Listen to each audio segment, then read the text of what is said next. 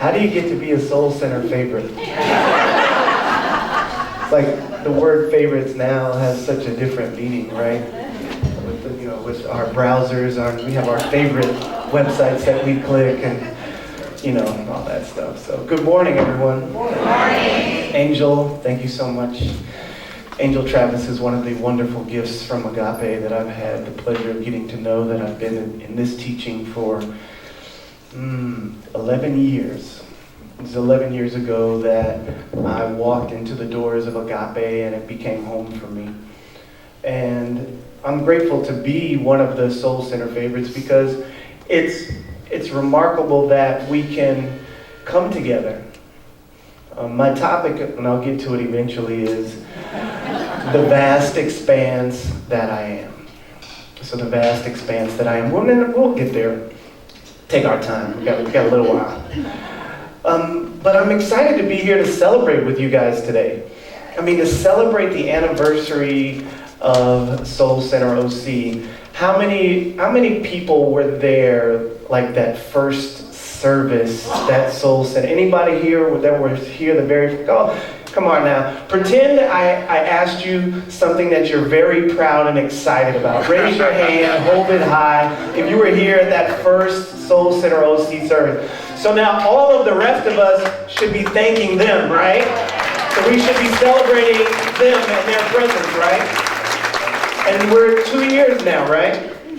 So you're about to toddler, right? Soul Center's in that next phase of their journey, of your journey. And that's really important to note, because I'm excited because I get to spend most of my days with my godson, and so he's 13 months old, and so he's into that next phase of his life. And it's remarkable how similar what children go through to what businesses go through, to what corporations go through, to what we go through in our creative endeavors and all that we do in our life. And so when I started thinking about the topic that Spirit gave me, I was like, all right, I have no idea what that means right now. The vast expanse that I am. But the reality that came to me eventually is, what do I know? Whenever anything comes up for me, when it comes to spirituality, when it comes to principle, the end thing, which is always the beginning, is, what do I know? The first thing that I know is that it is. I'm supremely confident that it is. Now, the it, I've wrestled with my whole life. In particular, removing away all of the things about it that they told me, that I realized in my life was not so. So there is an it, which we'll also call the divine presence, which we'll call the infinite, which we'll call love, which we'll call the allness, which we'll call the universe, which we'll call, as it was told to us in the Bible or in the Torah, which we translate into English, is the I am. So we'll get back to that shortly. But that's the one thing that I know. For all that an atheist might present to us in an argument or in a discussion, there is a point to which that they can back up and to know that there is a beginning. And so whatever we want to call that beginning, that spark, maybe that's what it is. But we know that it's so much and it's so vast and it's so infinite and it's so big that it's beyond anything that we've known so far. Anything that we can reduce down, because that's what we like to do, right? We want to reduce everything down into something that we can put in our hand, or that we can write, or that we can understand and comprehend. In the end, that's what science does. Science pulls this big, huge thing that we call the universe, that we call life, and it pulls it all together and reduces it down to the smallest of particles. And to that, it still gets to a beginning. That it has a beginning. So what I know, in spite of all that we deal with, no matter what country we're in, whether we're in Rwanda, whether we're in Bolivia, whether we're in America, whether we're in Kazakhstan, whether we're in Germany, it is. And so there is this it, no matter what the challenge is, that's behind it all, that's beneath it all. Now, here's the thing about the it. all the things that they placed on top of it were distractions because they couldn't understand it yet. They knew that it was, and just like a child, right?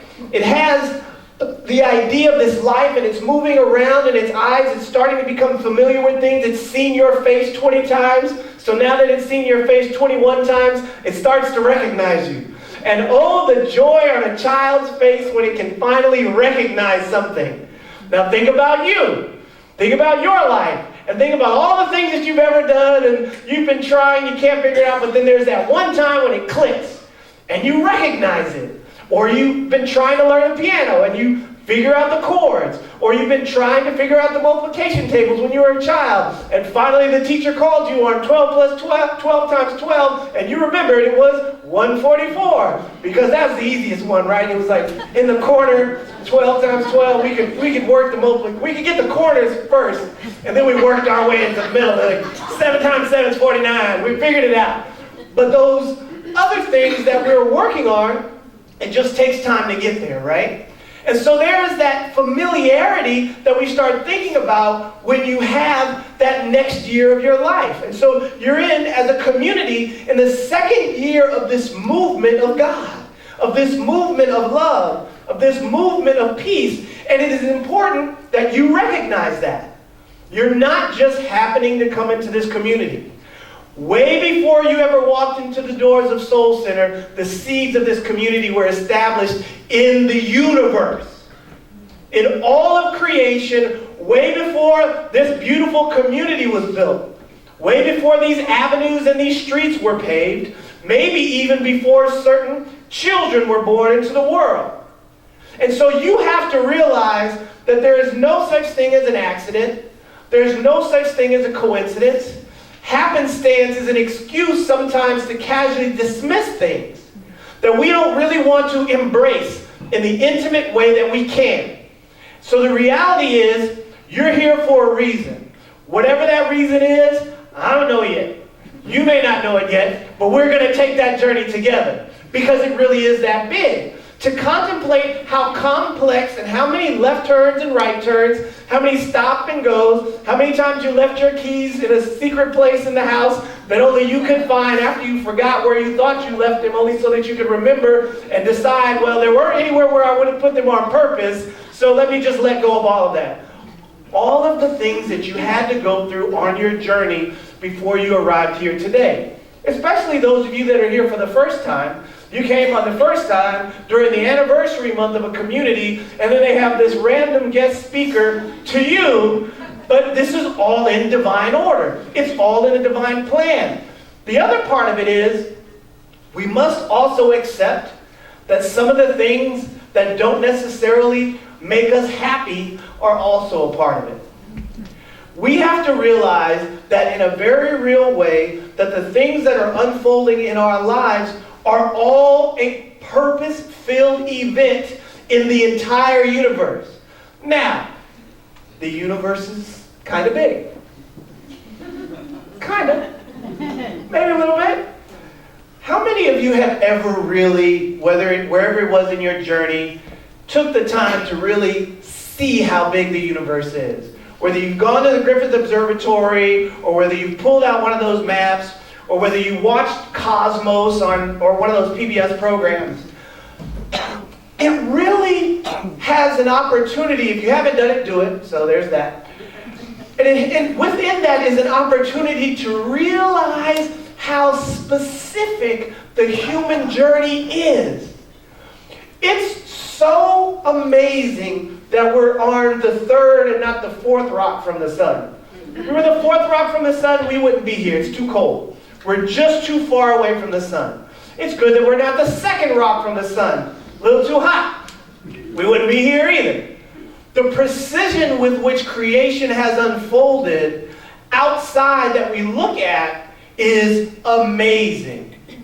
Then you have to reel that telescope in, right? And you have to turn around, you have to step back, and you've got to point it at yourself. And you have to realize that same infinite, amazing, fantastic Saturn with its rings, like how do those rings stay there. I mean, that's fascinating. There's a planet in space, and of all the planets, this one has rings with things just drifting around them, and they stay there. Some of us wish our hair worked like that, right? Some of us wish we had hair that did things like that. So whatever it is, direct that awareness, that curiosity, that interest back to yourself. And realize that even as glorious and amazing as the sunset is, it does not compare to you. It does not hold a candle to you. No matter what you see, when you see the sunrise and you see the sunset, and you guys live in an area like I do, where you see amazing sunrises and amazing sunsets on a regular basis, that's you. That's how glorious you are. That's how amazing you are in your being.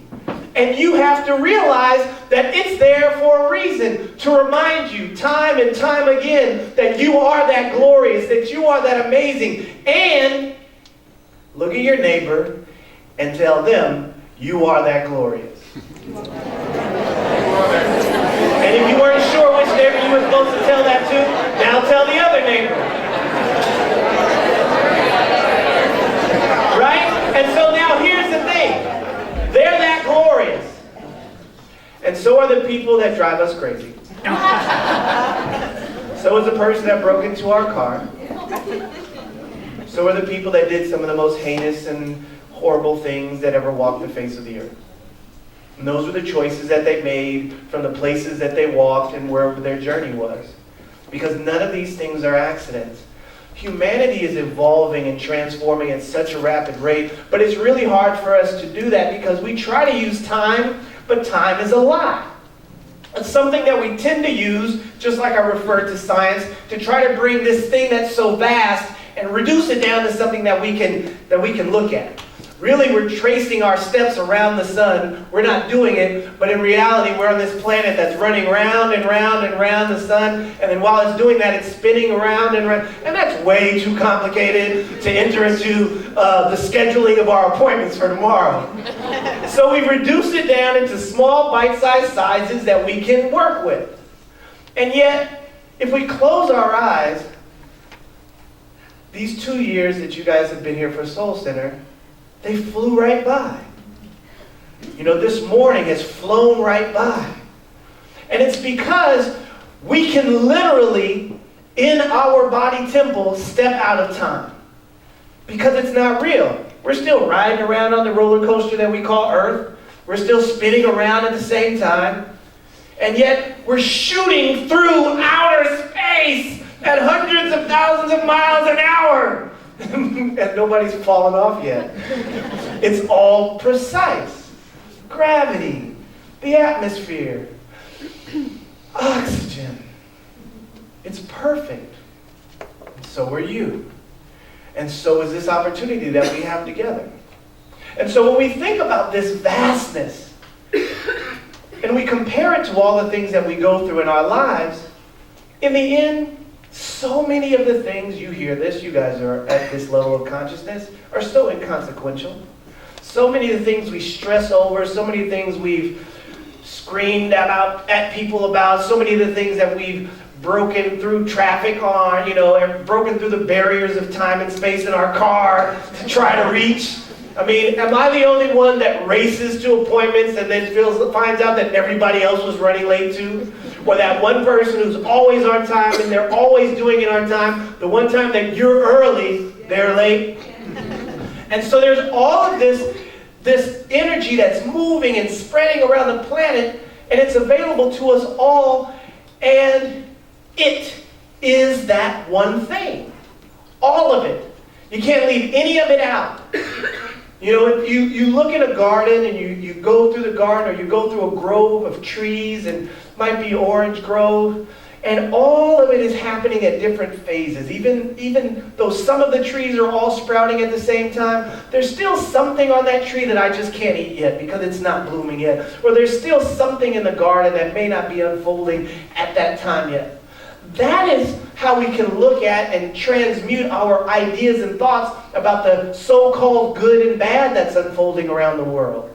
Because in reality, I spoke a moment ago about how fast humanity is evolving. If you know anything about history, before the year 1900, the world was a vastly different place. And then the number of changes that occurred in the 20th century are really hard to fathom. If you imagine Lincoln and the Civil War and the slaves, and then you go back and you tell them, yeah, now we all live in the same cities, we live in the same towns, we have computers, we have technology, we fly through the air, they'll think you're crazy. But that's how fast the technology has moved. And in some cases, humanity is transformed equally as fast. These neighborhoods, Reverend Michael will teach, and he's really open about it, he's my teacher, about before he started Agape. And he was coming to this community at that time, coming to a community out in Orange County that was really interested in having him become their minister. And somehow, I'm thankful for it because it was an event that led him to establish Agape.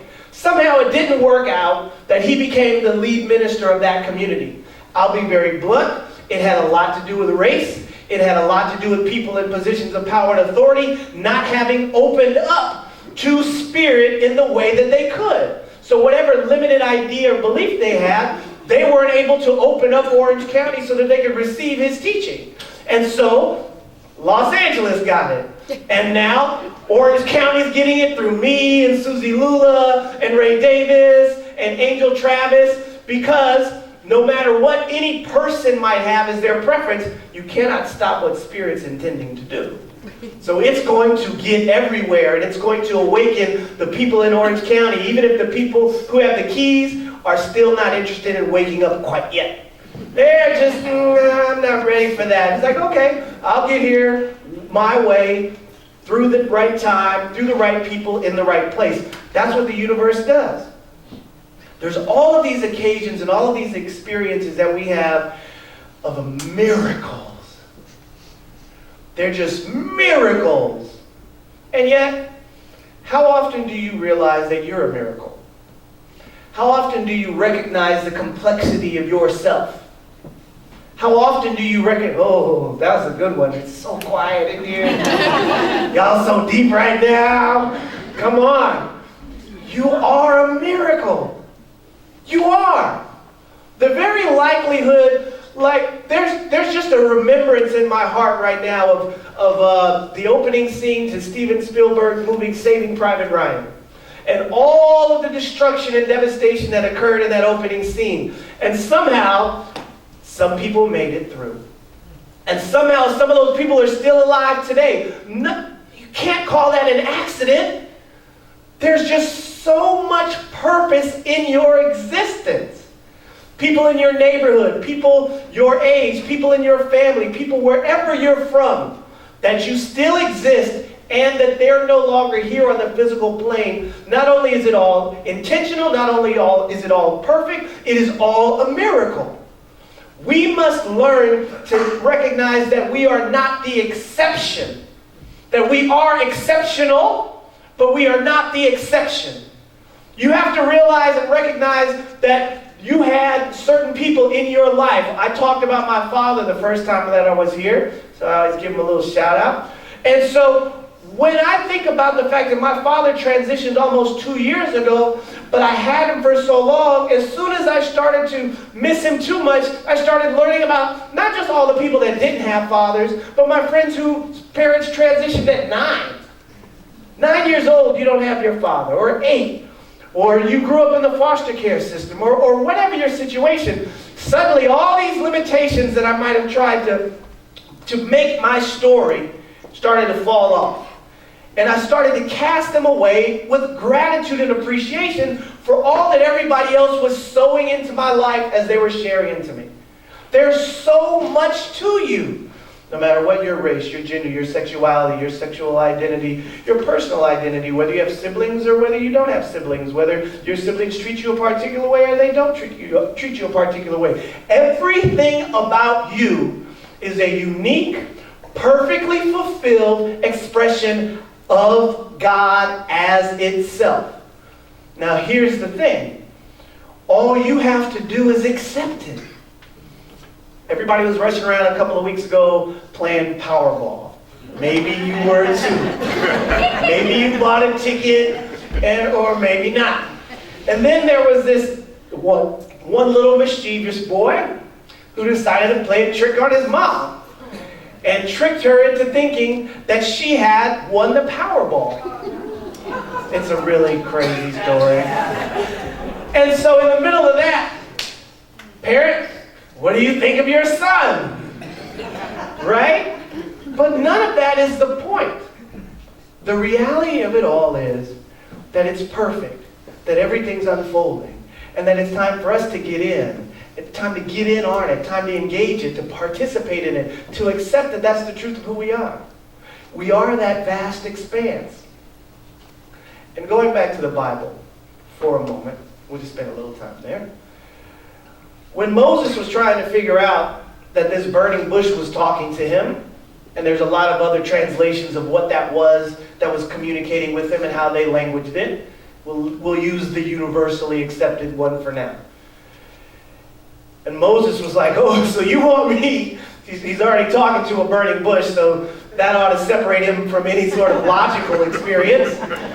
And he's like, you want me to go and tell all these people, so let's just imagine all of Orange County, you want me to stand up on the highest hill of Laguna and tell Orange County, who sent me? And the presence, in its language, in its way of communicating, got Moses to recognize that it was I am. And so Moses tells the people that it was I am who sent me. Not this amazing king on the hill. I am. Not the Lord of disaster and threatening. No, I am.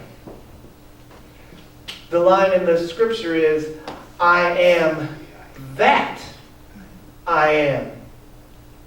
And so we can wrestle with the translators about where the comma might go. But the reality is, there is the all that is trying to get you to recognize that the all sent it.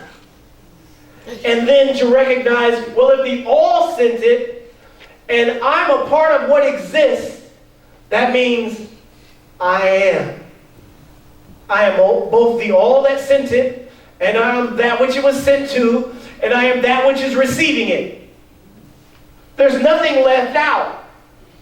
So when you leave here today, and you're driving down the highways, you're watching the football game, or you're watching the movie, and you're sitting back, and there's any sense within you of an other, look at that and say, I am that. I am that. That's the only way that we will all get to where we're going to in life, where we're called to. That's the only way we get over the hurdles, through the caves, through the tunnels, through the different valleys, is to recognize that there is no place that I don't belong, that I'm actually at. Where I'm actually at, the places that I'm at, the doors that I've been let into, the jobs that I've been accepted to, the interview that I'm in, whether they give me the job or not, I'm right where I'm supposed to be all the time. So in the vastness of life, in all that there is, whether we're in Redondo Beach, whether in Laguna Beach, whether we're in New Jersey, wherever we are on the whole planet, I'm always right where I'm supposed to be. So if I can accept that, if I can fully embrace wherever I am, I'm right where I'm to be in the whole vastness of the infinite. The only thing else I need to do is also accept that everything that I have need of in that place where I am supposed to be is already provided. Can you do that? Can you imagine that? Can you feel how differently that would look when you have to go and confront the boss about something? Say, oh, I've got to go talk to the boss about this. Well, if I have that appointment, that means I'm supposed to be there. That means I'll do, and the words will come forward, and the articulation and the expression will be there. Or if I've got this doctor's appointment, whatever the information the doctor has for me, I'm in the right place, I'm going to get the right information. But none of that is the ultimate determinant. I get there, and then whatever emotionally, whatever mentally, but whatever I need is going to be provided for me.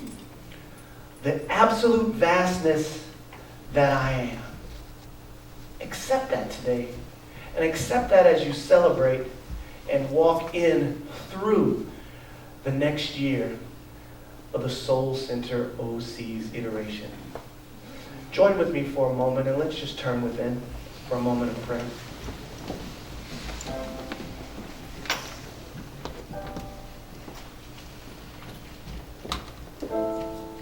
There's immense gratitude in my heart in this moment for all of life. For in this moment, I'm able to recognize the infinite and the vastness in a greater way than ever before. And I'm doing this in communion, in community. So I'm knowing in this space there is a greater realization of the vastness and the infinite of the I am that I am as the individualized expressions of the Most High right here in this place. Truly God is all there is, the infinite is all there is, this infinite present spirit, omnipotent, omniscient, omnipresent, fully expressed, fully empowered.